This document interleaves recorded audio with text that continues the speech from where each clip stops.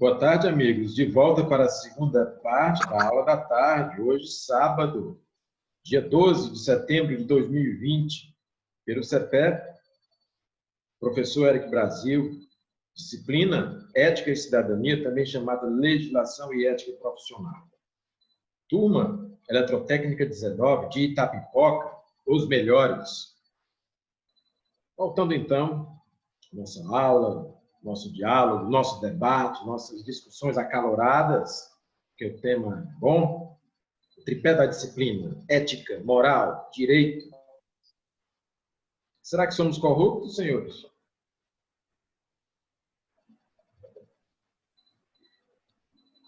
Na disciplina anterior, só para fazer o comentário, já te dou a palavra, na disciplina anterior, nós dissemos assim, pode errar, pode até errar, aqui é o momento de errar. E agora eu pergunto, somos corruptos? Pode responder. Infelizmente, sim. Gelson falando. Maria. Ok, Gelson. Só porque tem a coragem de dizer, né? Já vai pontuar aqui com a gente. Quem fala? Professor, é o Márcio, professor. Márcio, pode falar. Professor, eu acho que, no meu ponto de vista, que se a norma fosse mais severa, não existia tanta corrupção. E as leis é formada pelos deputados, senadores aí, né? Os homens que estão lá no poder que nós Nossos votamos. representantes, né? Criam as leis. Representantes, né? Mas se eles tivessem uma lei mais severa, eu acho que não existia tanta corrupção no Brasil, não. E que elas pudessem ser aplicadas, é claro, né? Até temos muitas leis, mas nem sempre elas são cumpridas, aplicadas, né? Professor. Daniel? Como o senhor bem falou, né? Se a gente tivesse consciência e votasse certo, né? Não vendesse o voto da gente, né? Podia ser que os corruptos também, que ficam no poder, né? Pensassem no menor, não pensassem só no bolso deles, né? Eu acredito que o Lula, como ele foi pobre, né? Eu acho que ele ajudou muitas pessoas. Certo que pode ele ter roubado também, mas, na minha opinião, né? Eu acredito que ele ajudou muitas pessoas. Como professor que sou, não posso fazer uma defesa direta, aberta, ou um ataque direto ou aberto a um candidato A ou B, a um partido A ou B. Mas posso aqui estimular o debate. Todos os homens são falhos. Interessante que, no primeiro tempo, no turno da manhã, nós falamos de Jesus de Nazaré, mas Jesus de Nazaré, para nós, é um arquétipo, uma referência de um homem perfeito, de um homem sublime, de um homem ético na sua plenitude. Mas se você observar os grandes homens, as grandes mulheres, as grandes pessoas, os grandes seres humanos, aqueles que são referências, mesmo eles cometeram erros, equívocos, falhas. Já que aqui eu não estou falando de religião, mas eu sei que muitos conhecem a Bíblia, que é um dos livros mais lidos no mundo. Aliás, a Bíblia não é um livro, ela é um compêndio de livros, uma reunião de livros. A palavra Bíblia, né, tem a ver com bibliografia ou biblioteca, tem a ver com a reunião de livros. A Bíblia evangélica tem 66 livros. A Bíblia católica tem 72 livros. E existem outros livros que não estão na Bíblia, que também são considerados sagrados. Mas vamos lá. Se você olhar pelo ponto de vista bíblico, Adão, o primeiro homem criado por Deus, orientado diretamente por Deus, errou em algum momento.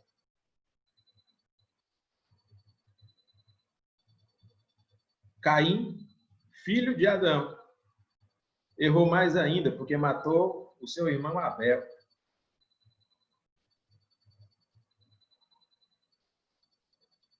Mas Deus protegeu Caim, mesmo assim. Se você observar Abraão, o grande patriarca, pai das nações, já idoso, Deus disse que ele seria pai. Ele não acreditou, ou pelo menos teve dificuldades, né, em acreditar, porque a esposa dele já era idosa, ele também é idoso. E aí ele resolveu adiantar os planos divinos e teve um filho, Ismael, com a sua serva, que não foi com a sua esposa. Só que depois disso, a esposa dele engravida e ele tem um filho, Isaque. Abraão, em algum momento, parece não ter acreditado que seria pai.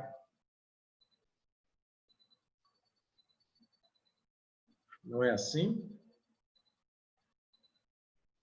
Jacó disputa a primogenitura com seu irmão Esaú e chega a comprar, a trocar a primogenitura por um prato de sopa de lentilhas.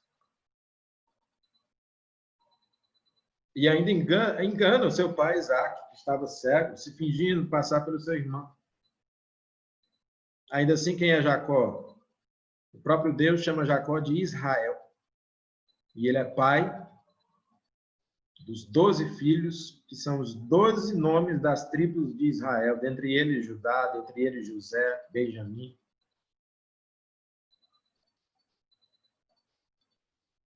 Os filhos de Jacó, filhos de um homem sagrado, chamado Israel agora, vendem o seu próprio irmão José como escravo.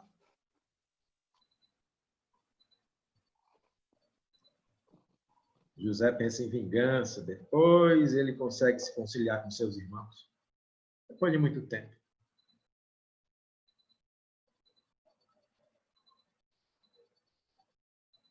Estou falando de grandes homens.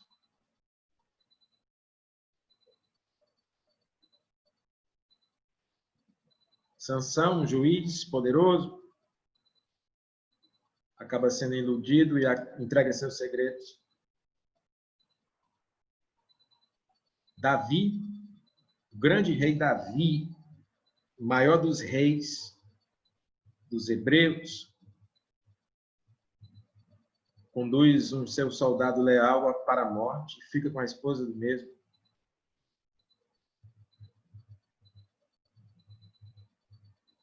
Salomão também comete os seus deslizes, e não são poucos.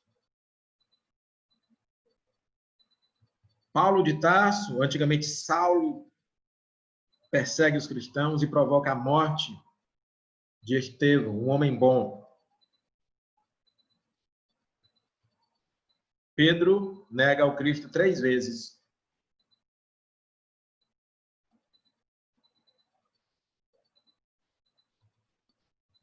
Que homens santos são esses? E eu estou falando aqui de grandes patriarcas bíblicos. Falei de Adão, falei de Caim, falei de Abraão, falei de Jacó, falei dos filhos de Jacó, falei de Davi, de Salomão, de Sansão, de Paulo, antigamente Saulo, de Pedro. São grandes homens? São, mas são todos falhos. Então, não vamos nos envergonhar se nós cometermos erros, falhas. O problema não é errar. O problema é perseverar no erro. Isso é uma aula de ética. Não vamos fingir que somos perfeitos. Eu não sou perfeito, eu sou cheio de falhas. Ah, professor Eric, você é cheio de falhas? Claro que sim, sou um ser humano. Nessa condição de professor, nesse momento como professor, como educador, eu tenho que ter uma postura que é condizente com a minha profissão, com a minha responsabilidade, mas na minha vida pessoal é claro que eu cometo erros. E é claro que cada um de vocês comete. O problema não é o erro, o problema é perseverar nele.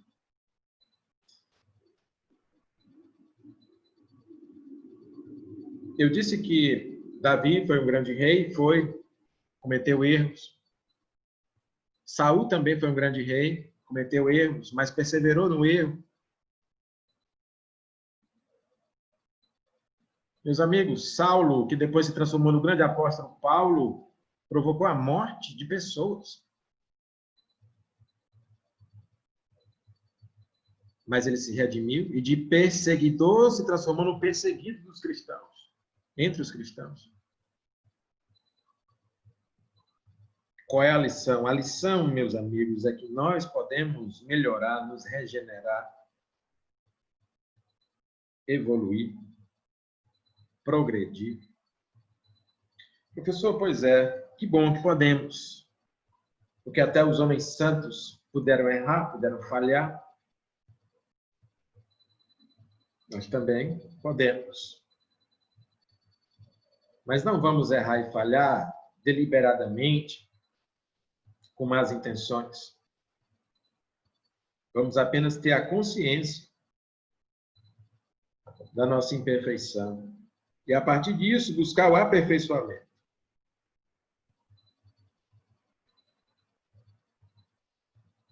As passagens aqui, né?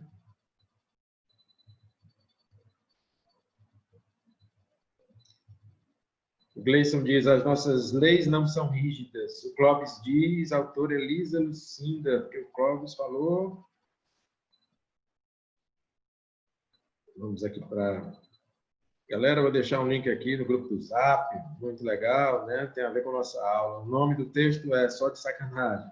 Vale a pena. O Manuel Wilton, a maioria se deixa levar pelo dinheiro e esquece de quem realmente precisa. O Roberto Lucena fala, Romanos 3:23, todos pecaram, destituídos estão da glória de Deus. Bom, não vou entrar aqui no mérito religioso, mas como estamos falando de ética, a ética também pode ser encontrada nas religiões, em escrituras sagradas.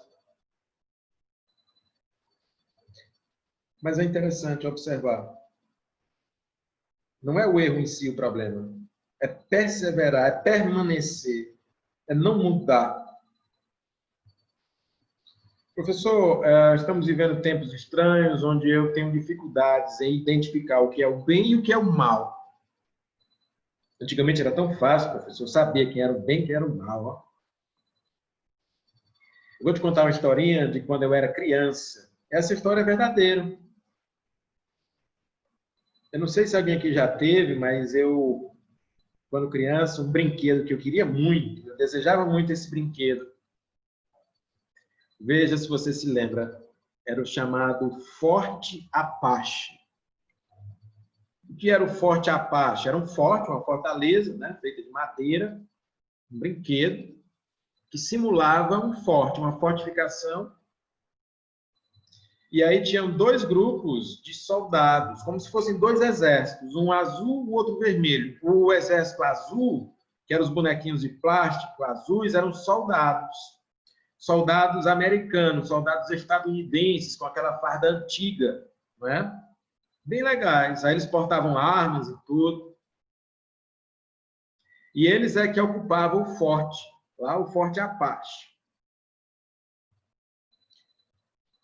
E os inimigos desses soldados eram bonecos vermelhos, de plástico também, bem legais.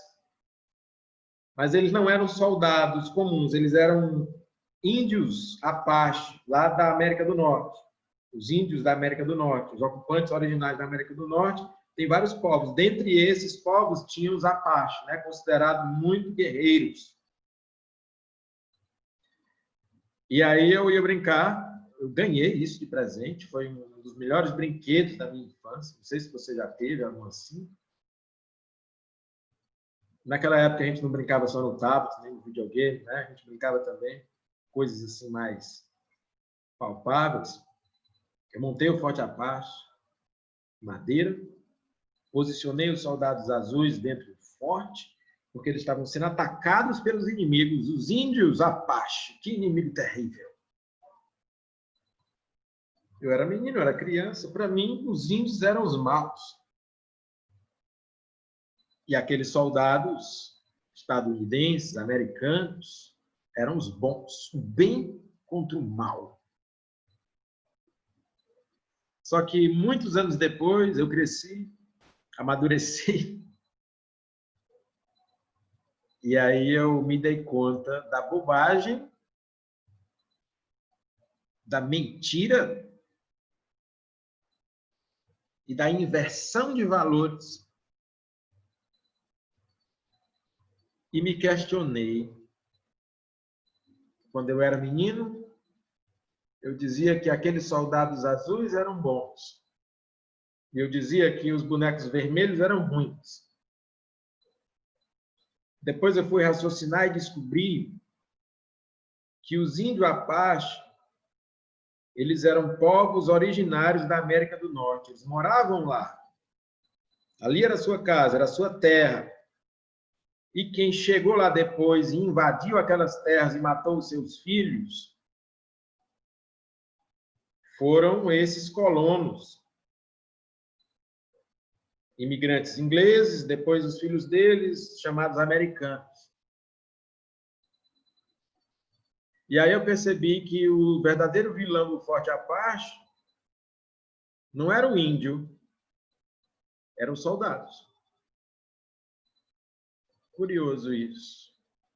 Só consegui ter essa percepção anos depois. Isso significa dizer que o Eric, o menino Eric, era mau? Não. Mas ele tinha aquele entendimento. Depois, com uma certa maturidade, a razão chegou, a reflexão chegou, e eu pude compreender que a coisa não era tão preto no branco assim, que não era daquele jeito. Que se eu fosse analisar mesmo de maneira justa, os índios Apache apenas estavam defendendo o seu território, a sua casa, as suas famílias, enquanto que aqueles soldados eram os invasores, colonizadores. Né? Então, falar sobre essas questões, sobre ética, sobre moral e sobre direito, levantam esses questionamentos. Então, nós podemos errar, nós podemos cometer falhas, mas nós podemos evoluir também. Professor, Só para concluir, o menino Eric estava errado pela sua ignorância. Diga, Jean. desculpa eu lhe interromper, é porque agora eu vou lá no trabalho da minha esposa pegar ela, viu? Aí quando eu voltar eu retorno. Tá, Jorge, Jean. Fica à vontade. Boa sorte. Não é? Então, às vezes, nós invertemos ou nós queremos colocar a coisa como se fosse apenas o bem e o mal, preto no branco. Não é assim que nós fazemos? E quando amadurecemos, nós percebemos que, às vezes, tem heróis e vilões dos dois lados, ou que um lado foi injustiçado. Não é assim? Hoje em dia, tem tribos indígenas que reclamam, por exemplo, alguns direitos ancestrais. Aí você diz, bando de vagabundo preguiçoso. Será que são vagabundos e preguiçosos ou reclamam aquilo que de fato é seu direito? Hoje tem comunidades quilombolas que estão sendo destruídas. E nós sabemos que os quilombos são remanescentes de descendentes de escravos que foram muito injustiçados. E a gente diz, bando de vagabundos. Será que são vagabundos mesmo? Falar sobre ética, falar sobre moral, falar sobre direito, levanta essas questões. Sabe uma coisa curiosa? Chega um momento que nem sempre é fácil distinguir o bem do mal. Nem sempre é fácil. Às vezes você observa alguém praticando uma ação, por exemplo, dar esmola. Dar esmola é o bem ou é o mal? Ou depende? Dar esmola é caridade ou é vaidade?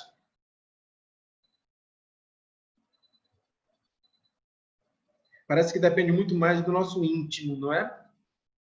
Então, se você dá uma esmola para dizer que está ajudando, que é bom, que é caridoso, você fica fazendo muita propaganda disso. Será que é uma ação tão boa assim, tão ética assim?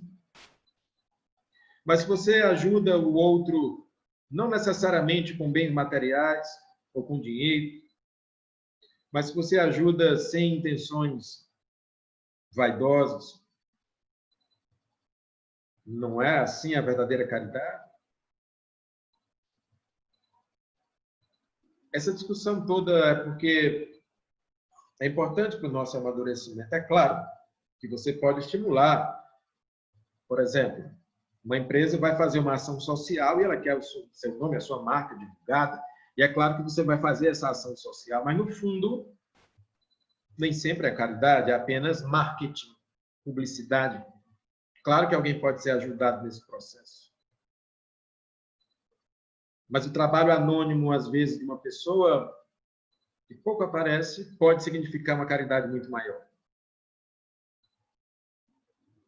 Bom,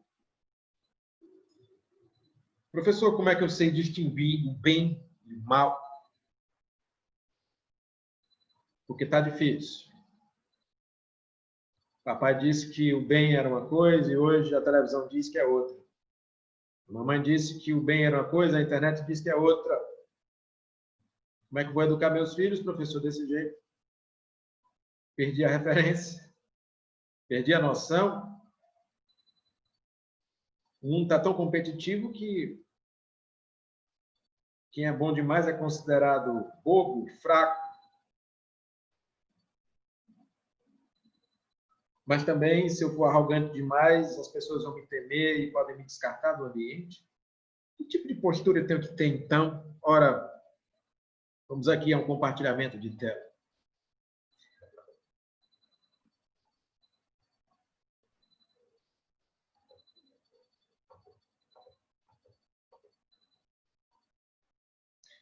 Amigos, pode chegar o momento que eu ou vocês, ou cada um de nós, perca um pouco da referência sobre o que é certo, sobre o que é errado, sobre o que é ético, sobre o que é antiético, sobre o que é o bem e o mal.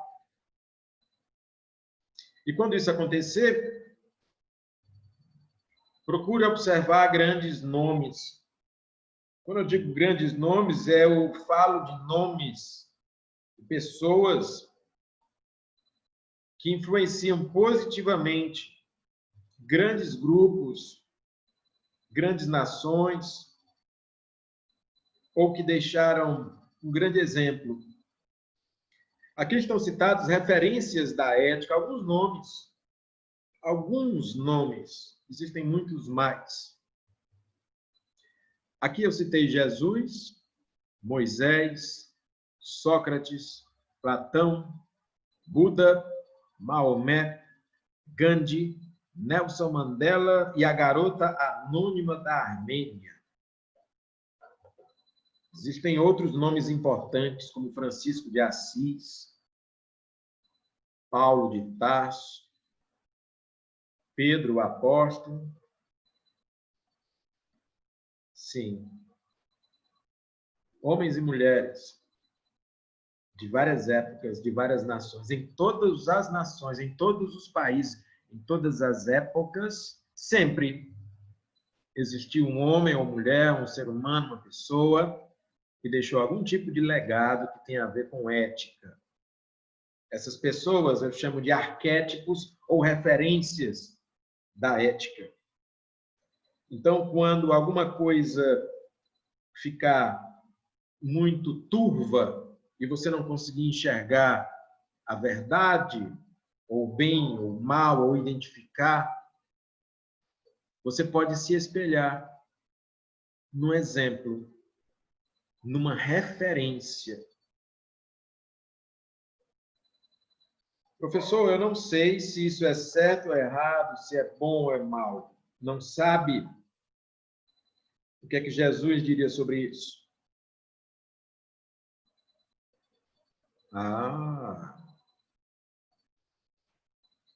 Você quer um exemplo de um assunto que pode ser discutido?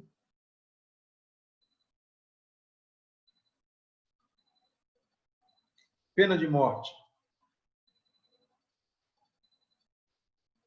A pena de morte é certo ou errado?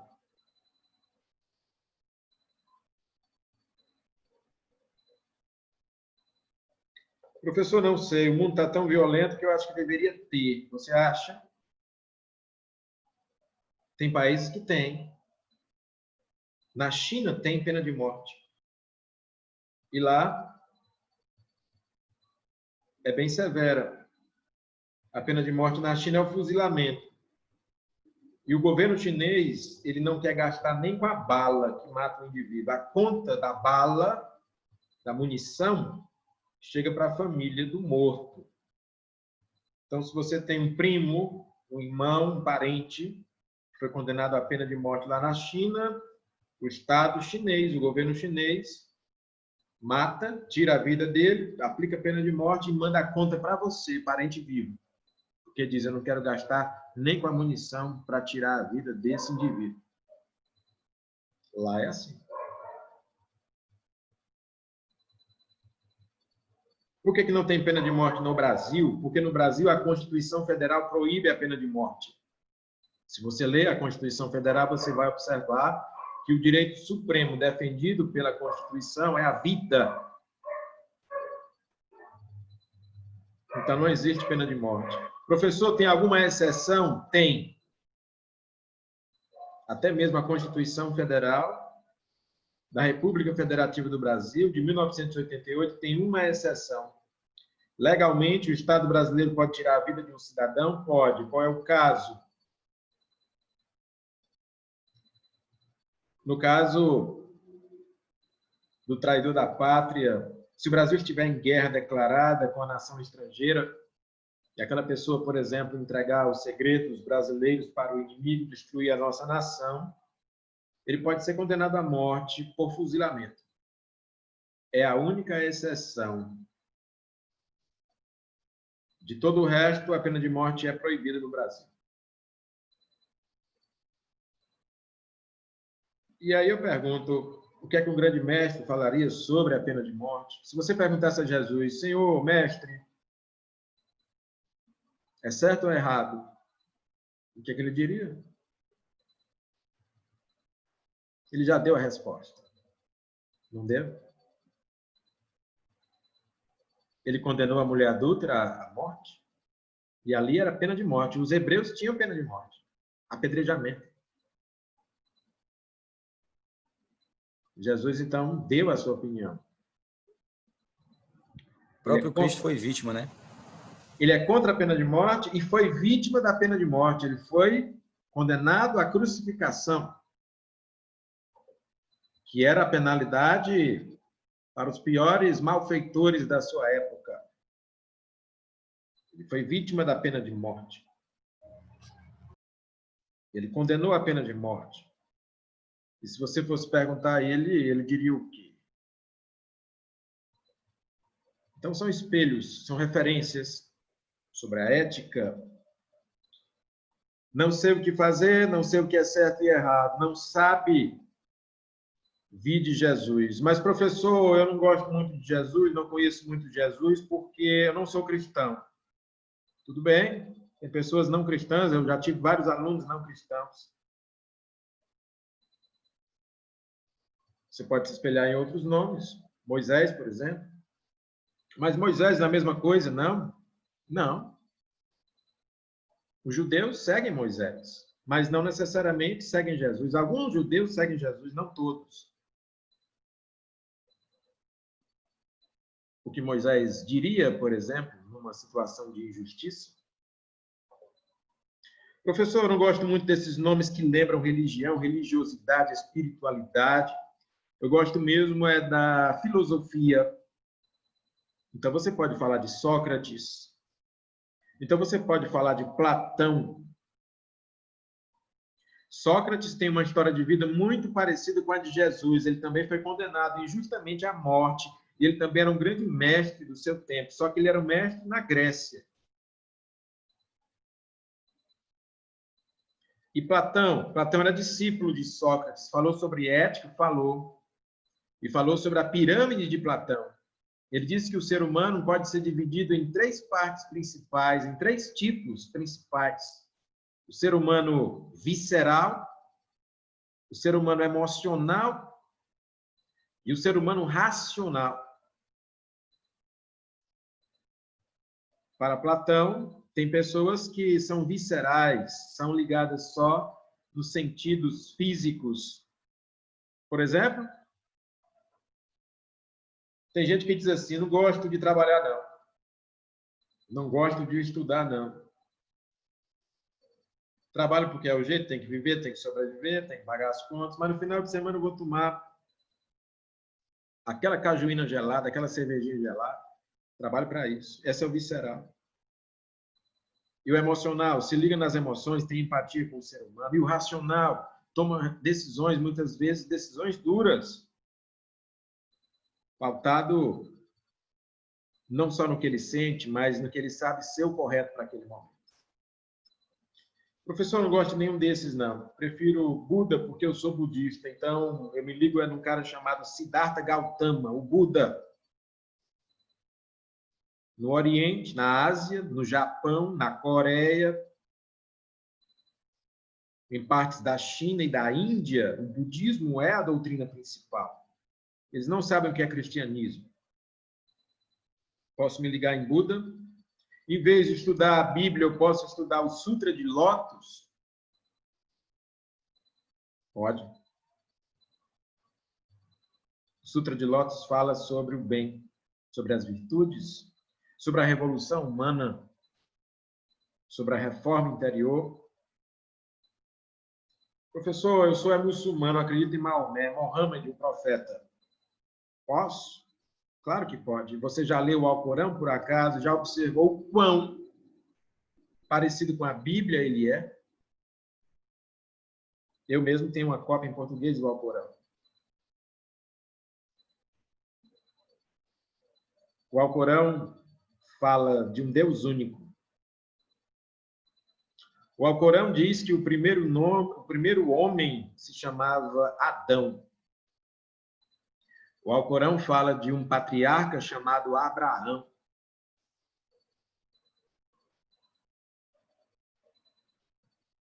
O Alcorão chama Deus de o misericordioso.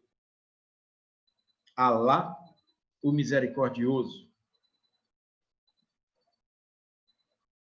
Posso encontrar ética na Bíblia, no Alcorão, no Sutra de Lótus? Posso. O professor gosta de Gandhi, Mahatma Gandhi. Ele era indiano. Posso encontrar comportamentos éticos nele? Com certeza pode. O professor gosta de Nelson Mandela. Posso encontrar comportamentos éticos nele? Pode. E Nelson Mandela é um nome interessante porque ele é bem recente. Ele foi um político, inclusive. Foi uma pessoa que cometeu erros e acertos, mas que, sobretudo, lutou pela igualdade racial. Professor, tem nomes famosos, mas tem nomes anônimos? Tem nome anônimo, tem vários. Como, por exemplo, a garota anônima da Armênia, que nem o nome dela nós sabemos, mas conhecemos a sua história. Eu vou dar uma pausa nessa reunião. Vou dar 5 minutos para a gente tomar um café e a gente já volta desenvolvendo mais as referências da ética. Até daqui a 5 minutos.